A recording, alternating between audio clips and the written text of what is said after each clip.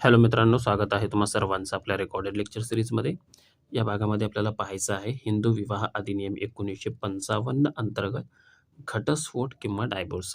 म्हणजे घटस्फोटलाच आपण काय म्हणतो? डायव्होर्स असं म्हणतो. तर याच्यासाठी जी काही वेगवेगळे रिझन्स किंवा कारणे किंवा ग्राउंड देण्यात आलेले आहे चित्रामध्ये, ते आपल्याला या आजच्या व्हिडिओमध्ये पाहायचं आहे. तर सुरुवात करू आजच्या व्हिडिओला. व्हिडिओला सुरुवात करण्यापूर्वी मी तुम्हाला रिक्वेस्ट करेल, जर तुम्हाला माझा हा व्हिडिओ आवडत असेल किंवा माझा हा यूट्यूब चॅनल आवडत असेल तर माझ्या चॅनलला लाईक करा, माझ्या व्हिडिओजला शेअर करा आणि सबस्क्राईब करा. तर चला सुरुवात करूया. हिंदू विवाह अधिनियम कलम 13 अंतर्गत पती आणि पत्नीला त्यांच्या विवाह संबंधातून कायमस्वरूपी मुक्त होण्यासाठी बघा कायमस्वरूपी मुक्त होण्यासाठी घटस्फोटाचा अधिकार दिला आहे. म्हणजे इथं काय सांगितलेलं आहे की बाबा कलम 13 मध्ये पत्नी आणि पत्नी जे आहेत म्हणजे ज्यांचं लग्न झालेलं आहे त्यांना त्यांच्या विवाह संबंधातून म्हणजे लग्न संबंधातून काय करायचं आहे, कायमस्वरूपी बाहेर पडायचं आहे. तर ह्यांच्यासाठी एक मार्ग आहे, तो म्हणजे घटस्फोटाचा मार्ग आहे. आणि जो कोणी घटस्फोट देईल म्हणजे डायव्होर्स घेईल आयदर दोन्हीपैकी एक पार्टीज, तर काय होते, विवाह संबंध जे आहे ते संपुष्टात येते आणि पती आणि पत्नी एकमेकांपासून कसं होतात, स्वतंत्र होतात. म्हणजे त्याच्यानंतर ते स्वतःचं लाईफ जे आहे पुढचं ते कशा पद्धतीने जगायचं हे ते त्याच्यानंतर त्याच्यासाठी ते मुक्त असतात किंवा स्वतंत्र असतात. ओके. आता घटस्फोट याच्यासाठी कोणकोणते ग्राउंड्स कलम 13 मध्ये देण्यात आलेले आहे. तर हिंदू मॅरेज ॲक्टचा कलम 13 जो आहे तो असं सांगतो की बाबा पती किंवा पत्नी, बघा असं नाही की फक्त पतीसाठी हे ग्राउंड्स आहे किंवा फक्त पत्नीसाठी हे ग्राउंड आहेत. दोघांसाठी सुद्धा हेच ग्राउंड आहेत. म्हणजे आयदर पती याचिका दाखल करू शकतो किंवा पत्नी कोर्टामध्ये अर्ज करू शकते, याचिका दाखल करू शकते. कशाच्या संदर्भामध्ये? डायव्होर्स संदर्भामध्ये. ओके. आता याच्यामध्ये पहिला जो ग्राउंड दिलेला आहे तो आहे व्यभिचार, ज्याला इंग्रजीमध्ये ॲडल्टरी असे म्हणतो. आता ॲडल्टरी म्हणजे काय? तर अनैतिक संबंध. आता अनैतिक संबंध म्हणजे काय? म्हणजे जसं की लग्न झाल्यानंतर हसबँड अँड वाईफ याच्यामध्ये फिजिकल रिलेशन असते. ओके. जर जर हसबँड असेल किंवा वाईफ असेल, दोघांपैकी आयदर पार्टीनं काय केलं, की त्यांच्या जोडीदाराच्या व्यतिरिक्त अन्य दुसऱ्या व्यक्तीसोबत काय केलेले आहेत, शारीरिक संबंध ठेवले असतील, तर असे जे काही संबंध येतात ते ॲडल्टरीमध्ये येतात. मग अशा ॲडल्टरीच्या आधारावर एक तर पतीला किंवा पत्नीला काय करता येईल, डायव्होर्ससाठी अर्ज करता येईल. म्हणजे हा काय आहे, व्यभिचारी किंवा ॲडल्टरी हा डायव्होर्स घेण्याचा एक रिझन्स आहे, ग्राउंड्स आहे. दुसरा आहे क्रुएल्टी. क्रुएल्टी याला मराठीमध्ये क्रूरता असे म्हणतो. काय म्हणतो? क्रूरता. आता शारीरिक किंवा मानसिक त्रास देणं हे क्रूरतामध्ये येत असतो किंवा क्रुएल्टीमध्ये येत असतो.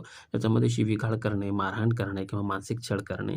आता मोस्ट ऑफ केसेसमध्ये हसबँड जो आहे, नवरा जो आहे, पती जो आहे, तो पत्नीला अशा स्वरूपाचं क्रुएल्टी करत असतो. मात्र याचा अर्थ असा नाही की असा अजिबात अर्थ नाही की पत्नी क्रुएल्टी करू शकत नाही. पत्नीसुद्धा मानसिक त्रास देऊ शकते.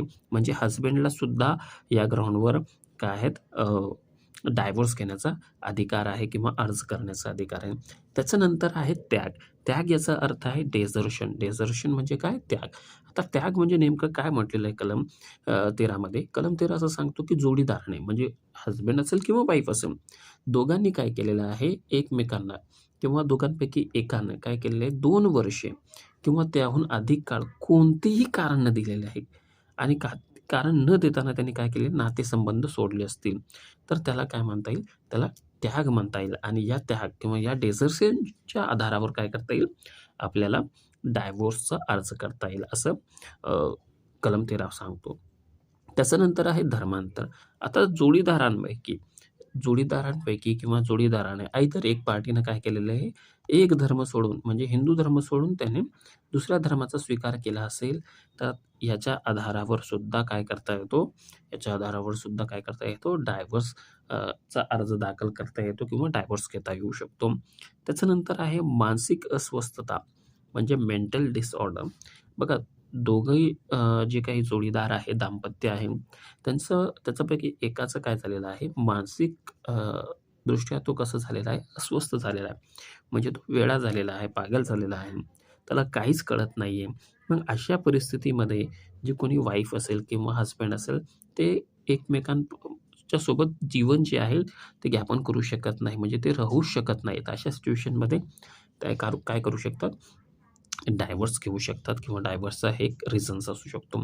त्याच्यानंतर आहे असाध्य आजार, म्हणजे अशा स्वरूपाचा डिसीज झालेला आहे जे की बरा होऊ शकत नाही किंवा बरा होण्याची कोणतीच कारणं नाही.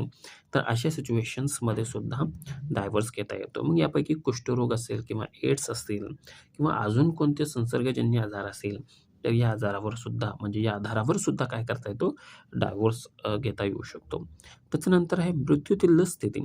आता मृत्यूतुल्य स्थिती म्हणजे नेमकं काय? तर जोडीदारा जी आहे म्हणजे हसबँड एंड वाईफ आहे त्याच्यापैकी एका व्यक्तीनं काय केलेलं आहे, म्हणजे आयदर हसबँड असेल किंवा वाईफ असेल. म्हणजे ही जी कारणं कोणासाठी? दोघांसाठी आहे. ओके. या दोघांपैकी एकानं काय केलं, 7 वर्षाहून अधिक काळ काय केलं आहे, अनुपस्थित आहे किंवा तो जिवंत आहे असा कोणताही पुरावा उपलब्ध नाही. म्हणजे याचा अर्थ काय आहे, की हसबँड आणि वाईफ असतील दोघांपैकी एक जे आहेत, ते 7 वर्षापासून अधिक काळासाठी अज्ञातवासामध्ये गेला. आता आपल्याला हे कळायला मार्ग नाहीत, की तो गेला कुठे? तो जिवंत आहे का नाही? तर अशा सिच्युएशनमध्ये तो व्यक्ती मेला असं कन्सिडर करून जी कोणी वाईफ असेल किंवा जो कोणी हसबँड असेल त्याला डायव्होर्स घेता येऊ शकतो. तर ही जी कारणे आहेत, ही कारणे तुम्हाला डायव्होर्ससाठी इथे दिसून येतील. आता डायव्होर्स जर घेतलं असेल किंवा घ्यायचं असेल, अ, ती जी काही वरची जी आपण कारणं बघितली, तर त्याला प्रोसिजर काय आहेत? तर तुम्हाला काय करावं लागेल? मग तुम्हाला म्हणजे मला सांगायचा अर्थ असा आहे, की ज्यांना डायव्होर्स घ्यायचा आहे, त्यांना काय करायला पाहिजे, की अर्ज सादर करणे. ओके. घटस्फोटासाठी काय करावं लागेल? कौटुंबिक न्यायालय जे आहेत, म्हणजे फॅमिली कोर्ट आहे, तिथं त्यांना काय करावं लागेल? अर्ज सादर करावा लागेल. आता अर्ज सादर केल्याबरोबर तुम्हाला डायव्होर्स घेता येतो का? तर नाही. तर अगोदर काय करते कोर्ट, न्यायालय काय करते अगोदर, एक समेट. समेट म्हणजे काय, की बाबा तुम्ही डायव्होर्स घेऊ नका. अशा प्रकारचं दोघांमध्ये काय करतात, जे काही कारणाच्या आधारावर ते डायव्होर्स घेत असतील किंवा जे काही भांडण असतील ते मिटवण्याचा, ते शमविण्याचा प्रयत्न कोर्ट काय करत असतो, प्रयत्न करत असतो. जेणेकरून अ, अ, डायव्होर्स झाला नाही पाहिजे. म्हणजे अगोदर काय करता येईल आपल्याला, समेट करायचा. ओके. अगोदर डायव्होर्स द्यायचा नाही. म्हणजे दोघंही चांगल्या पद्धतीनं जीवन कसं जगता येईल हे बघण्याचा प्रयत्न कोर्ट करत असतो. त्याच्यानंतर काय होतं, की बाबा अजून ते म्हणजे दोघांची इच्छा नाही, की बाबा अजिबात त्यांना राहायचंच नाही. तर मग कोर्ट पुढे काय करतो, तर साक्षी पुरावे सादर करण्यासाठी सांगतो. मग ते दोघेही पार्टीज मग एकमेकावर आरोप करेल किंवा ते आरोप सिद्ध करण्यासाठी पुरावे सादर करतील. आणि मग शेवटी कोर्ट काय करून, की बाबा अ, अ, आणि कोर्टाला असं वाटलं, की बाबा खरंच हे दोघं पार्टी आता एकमेकांसोबत राहू शकत नाही. तर आता कोर्ट त्यांना डायव्होर्स देण्याची जो काही याचिका आहे तो मंजूर करतो. म्हणजे एका प्रकारे कोर्ट घटस्फोटला काय करतो, मंजुरी देतो. आता घटस्फोटाचा परिणाम काय होतो, तर सर्वात अगोदर परिणाम असा होतो, की वैवाहिक संबंध जे आहेत ते संपुष्टात येतात. म्हणजे पती-पत्नी यांची जी काही जबाबदारी असतात त्यांच्यापासून ते काय होतात, मुक्त होतात.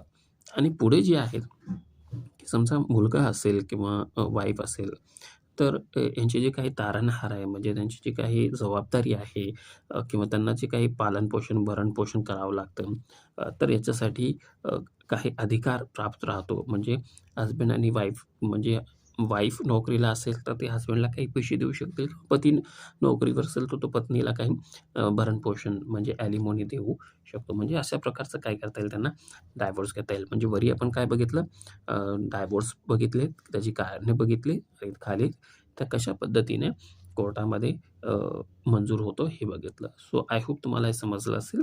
समजलं असेल तर माझ्या चॅनलला लाईक करा, शेअर करा आणि सबस्क्राईब करा. Thank you to watching this video.